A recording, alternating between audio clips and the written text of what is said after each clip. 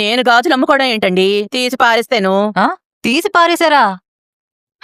మీకు పెరట్లో బంగారం కాసే చెట్లేమన్నా ఉన్నాయా? మీరిలా గుచ్చి అడిగితే ఎలా? ఏం చెప్పాలో ఆలోచించుకోనివ్వండి. ఏంటి ఆలోచించి చెప్పాలా? అంటే ఎక్కడ పెట్టిందో ఆలోచించి చెప్పాలన్నమాట. వదినా, చెప్పొదినా, నువ్వు స్నానానికి వెళ్ళేటప్పుడు తీసి దిండు కింద పెట్టే అలవాటుంది కదా, అలా తీసి పెట్టావా? అవును, నువ్వు సరిగ్గా గుర్తు చేసావు కామాక్షి. అవును, స్నానానికి వెళ్ళేటప్పుడు తీసి దిండు కింద పెట్టాను. నువ్వు వచ్చి లేట్ అవుతుందని హడావుడి పెట్టేస్తుంటే ఆ తొందరలో మర్చిపోయి వచ్చాను. ఓహో, మీకు మతిమరుపు కూడా ఉందా?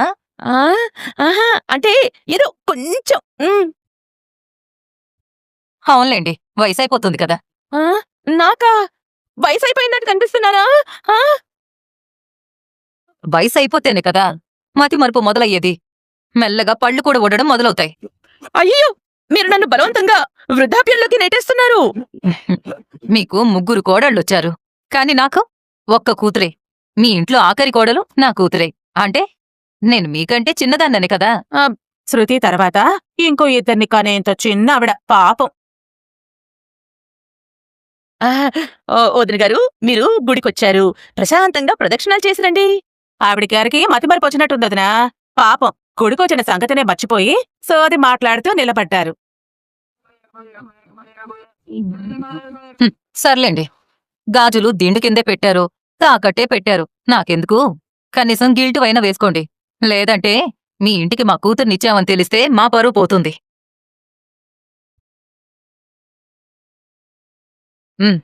వీలు చూసుకుని మీ ఇంటికొస్తాను.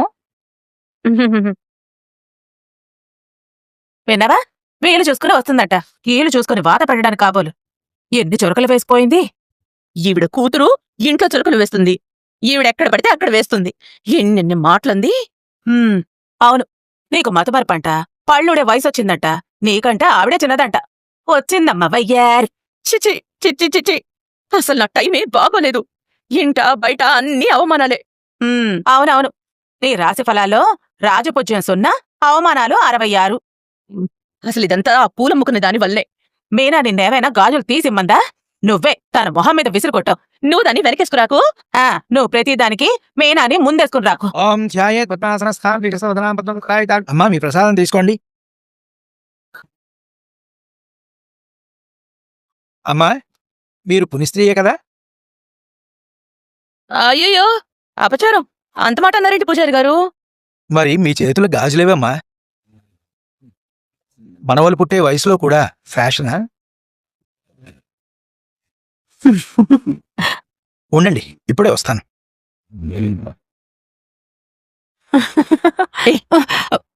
ఈ పూజారి కూడా నేను ముసల్దాన్లా కనిపిస్తున్నానా? ఏమో వదినా, నేను రోజు చూస్తాను కాబట్టి నాకు అనిపించటం లేదేమో.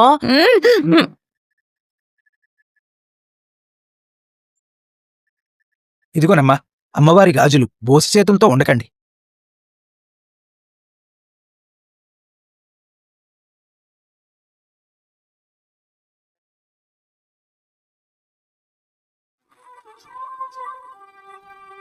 రోహిణి తెచ్చి చిన్నప్పుడైనా గాజులు వేసుకోవాల్సింది. ఇప్పుడు చూడు, అందరూ సలహాలిస్తున్నారు. అసలు అన్నింటికీ కారణం నువ్వు. నేనా? నేనేం చేశాను? నా మటుకు నేను గదిలో కూర్చుంటే బయటికి తీసుకొచ్చావు. మాట పట్టింపు కోసం దాని మొహం మీద గాజులు విసిరి కొట్టాల్సొచ్చింది.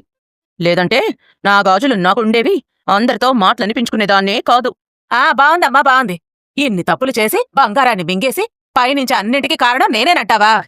నీకేమైందోనని చీకట్లో లేచొచ్చినందుకు, నీ తప్పులన్నీ కడుపులో కిడ్నీ, లివరు, లంగ్స్ దాచినట్టు దాచుకున్నందుకు నాకు కావాల్సిందే. నువ్వు వద్దు, నీ మాటలు వద్దు, నేను పెడుతున్నాను. అయ్యయ్యో, చేతిలో రూపాయి లేదు, ఆటోకెలా ఇవ్వాలి? ఇదిగో కామాక్షి, ఆగు, నేను వస్తున్నా, ఆగు ఆగు. మావయ్య, వాకింగ్ వెళ్ళొచ్చావా నాన్న? లేదురా, పార్కులో ప్రశాంతంగా కూర్చునొస్తున్నాను. కొంతమంది తల్లులు పిల్లల్ని ఆడించడానికి తీసుకొచ్చారు. తప్పటడుగు వేసే పిల్లల్ని పట్టుకుని నడక నేర్పిస్తున్నారు. పరుగులు తీసే పిల్లల్ని పడిపోకుండా పట్టుకోవడానికి టిప్పలు పడుతున్నారు. వీపు మీద మోస్తూ సంబరపడుతున్నారు. ఎత్తుకుని ఆడిస్తూ మురిసిపోతున్నారు. ప్రపంచంలో ఉన్న ఆనందమంతా ఆ తల్లి పిల్లల్లోనే చూస్తూ మైమరిచిపోయి ఇల్లే మర్చిపోయి అలాగే కూర్చుండిపోయాను.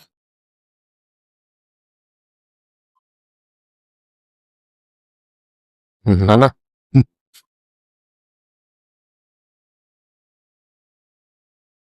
కూర్చోరా.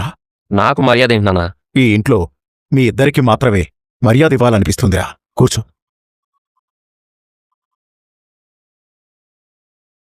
నువ్వు కూర్చో అమ్మా. నేనా? పర్వాలేదు మావయ్య. పర్వాలేదమ్మా, నేనే కూర్చోమంటున్నాను కదా. మీరిచ్చిన మర్యాద కాపాడుకోవాలి కదా మావయ్య. ఏంటో చెప్పు నాన్న. మీ అమ్మ చేసిన తప్పుకు నేను మీకు క్షమాపణ చెప్తున్నాను.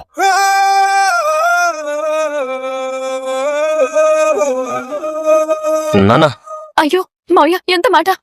ఇంటి యజమానిగా ఏం జరుగుతుందో తెలుసుకోకుండా నిర్లక్ష్యంగా ఉన్నాను కదా. ఇక్కడ ఎవరు చేసిన తప్పుని వాళ్ళే ఒప్పుకోవడం లేదు. మీరు ఇంకొకరు చేసిన తప్పుకి మమ్మల్ని క్షమాపణ అడుగుతున్నారా? వాళ్ళనలా తయారు చేసింది నేనేనమ్మా.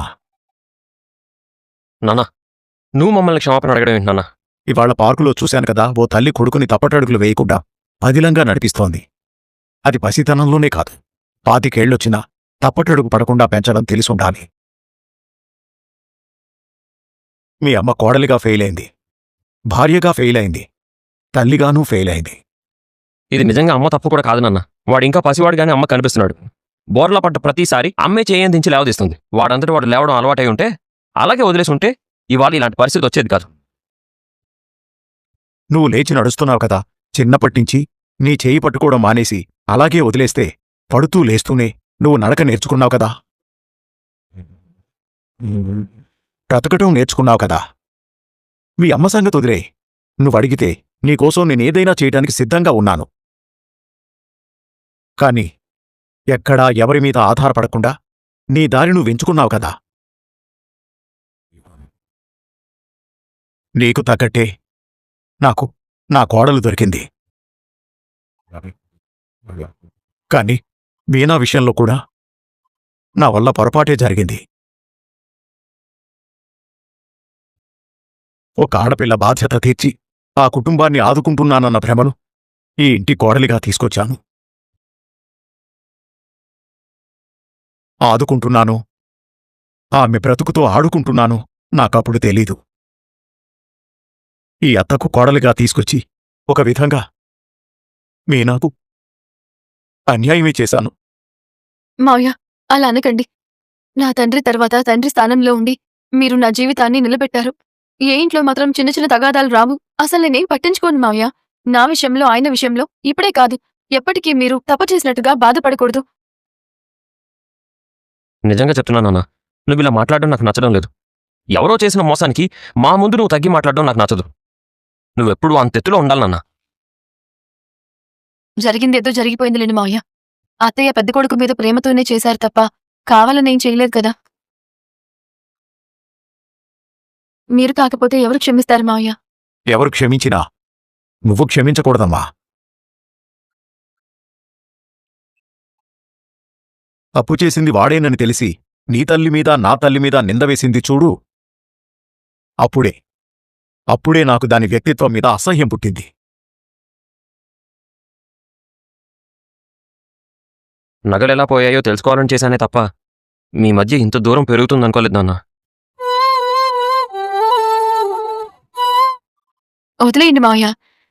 మీరిద్దరూ మాట్లాడుకోకుండా ఉంటే మేం చూడలేకపోతున్నాం. అబ్బబ్బబ్బబ్బబ్బా! చిచ్చు పెట్టిందే ఇది. మావయ్య దగ్గర మాట పోకూడదని నంగనచ్చలాగా ఎన్ని నాటకాలాడుతున్నావే. ఇంకా దాంతో మాట్లాడతానని అనుకుంటున్నారా? నా ఇన్నేళ్ల కాపురంలో అది చేసిన ఎన్నో తప్పుల్ని క్షమిస్తూనే వచ్చాను. కాని ఈసారి హద్దులు మీరింది. వాడి చవటతనాన్ని వెనకేసుకురావడానికి ఏ తప్పు చేయని మిమ్మల్ని దోషుల్ని, దొంగల్ని చేయాలని చూసింది. అలాంటి దాన్ని క్షమిస్తే నేరాలకు ఊపిరిపోసి బ్రతికించినట్టే. ఈయన ఆ పూలమ్ముకునే దాని ముందు ఇంకెంత పరువు తీస్తాడో.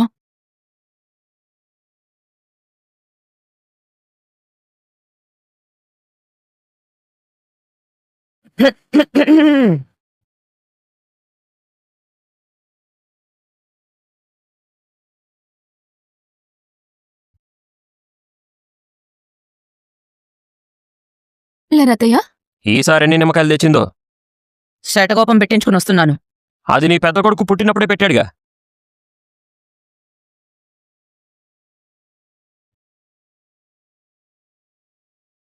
మీకేమైనా అవునమ్మా, కొంచెం మనశ్శాంతి కావాలి. ఈ దుష్టశక్తి ఇక్కడి నుంచి పోతే అదొస్తుంది. 4-5 ఇళ్ళేం కట్టించలేదు మీరు. ఇది నా ఇల్లు. ఎక్కడికి పోవాలి? అమ్మా, నేను పైన గదిలో ఉంటాను, కాఫీ తీసుకురా. అలాగే మావయ్య. ఉప్పు చల్లారిందా? అవును, ఏమండి మీరండి. లేదు, ఇంటికొస్తే ఇక్కడ మనశాంతి లేదు.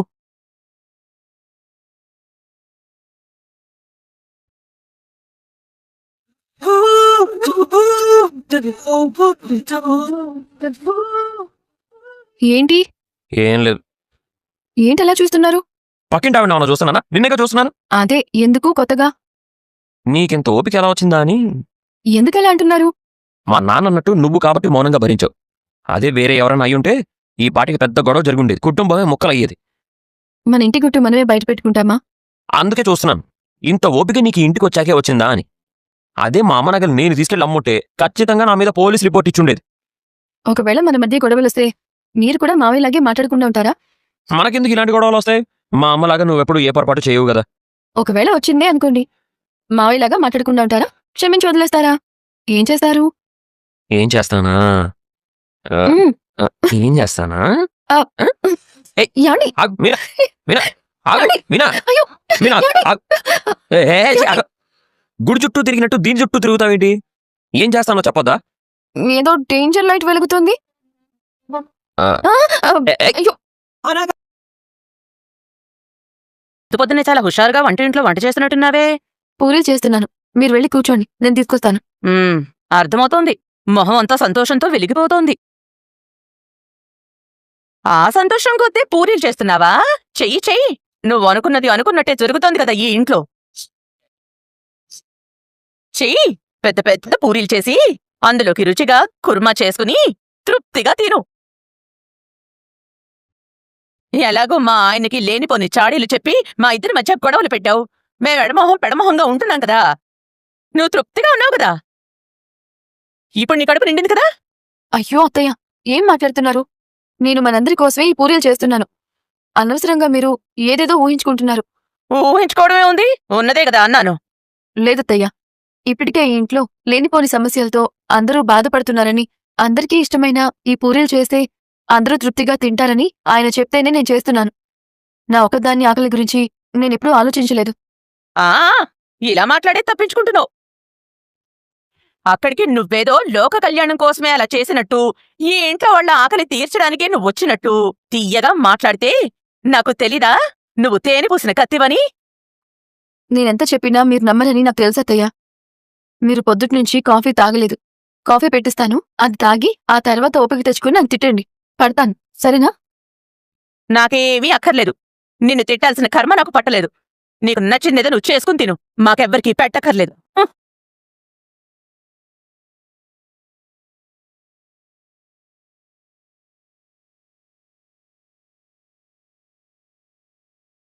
అత్తయ్య, మేం బయలుదేరతాం అత్తయ్య. రోహిణి, పూరి కుర్మ చేశాను, తిని వెళ్ళండి. అవసరం లేదు. అవసరం లేదా? ఆకలేదా? బాలుకే డబ్బులివ్వకుండా తింటున్నామని ఎగతాళి చేయడానికి పిలుస్తున్నావా? అందరికీ ఇష్టమని పూరి కుర్మ చేశాను. ఎగతాళి చేసేదాన్ని అయితే ఏమీ చేసేదాన్ని కాదు. రోహిణి, పూరీ కూర రోహిణి, తినేసల్లం. మేం బయటే తింటాం. ఎప్పటి వరకు బయట తింటారు? ఇప్పుడే తింటారా? మధ్యాహ్నం, సాయంత్రం, రేపు ఎప్పటికీ బయటే తింటారా? డబ్బులు తిరిగిచ్చేదాకా. ఎప్పుడిస్తారు? ఇవాళ? రేపా? ఈ నెల? వచ్చే నెల? మీకు తెలుసా? పోనీ మీ ఆయనకి తెలుసా? ఎందుకీ లేనిపోని పట్టింపులు? వచ్చే తిని వెళ్ళండి. రోహిణి, పూరీ కుర్మా వాసన చూస్తే ఆకలి ఎక్కువ అవుతుంది. రా, తిని వెళ్దాం. నీకు బయట పూరి కుర్మా నేను ఆర్డర్ చేస్తాను. నువ్వు ముందు పద. అనవసరంగా బయట డబ్బులు పెట్టి ఎందుకు తినాలి రోహిణి? ఎలాగో డబ్బులు ఇస్తామని ఒప్పుకున్నాం కదా. వాడు మనల్ని పీడించి డబ్బులు గుందకుండా వదలడు. ఆయన మీరు మింగేసిన 40 లక్షలే ఇప్పటి వరకు కక్కించలేకపోయారు. ఇప్పుడు కూడా మీ కష్టార్జితాన్ని, మీ ఆవిడ పుట్టింటి సొమ్ముని ఏమీ పీడించి గుంజాలి అనుకోవడం లేదు. మా నగలెత్తుకెళ్లి అమ్ముకొని తీసుకున్న 4 లక్షలే తిరిగివ్వమని అడిగారు. అది మీరు, మీ ఆవిడ, మీ ఎదురుగున్న ఆవిడ కూడా గుర్తుపెట్టుకుని మాట్లాడితే మర్యాదగా ఉంటుంది. ఏంటే ఇప్పుడు నీ సొమ్ము మేము దోచుకున్నామంటావా? ఎవరు ఎవరిని ఎంత దోచుకున్నారో లెక్కలేసుకుంటూ కూర్చునేంత ఓపిక నాకు లేదు.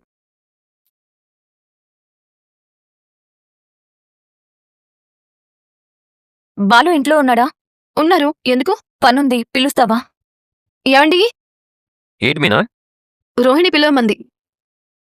మావయ్య, బాలు ప్రతిక్షణం అవమానిస్తున్నాడు కదా, అందుకే డబ్బులు తీసుకొచ్చాను. ఇంత డబ్బు నువ్వెక్కడి నుంచి తెచ్చావమ్మా? ఇది మా నాన్న నాకు పంపించాడత్తయ్యా. ఈ గొడవలన్నీ మీ నాన్నతో చెప్పేశావా? మీ నాన్న జైల్లో ఉన్నాడు కదమ్మా. జైల్లో కూడా బ్యాంక్ ఉంటుందేమో.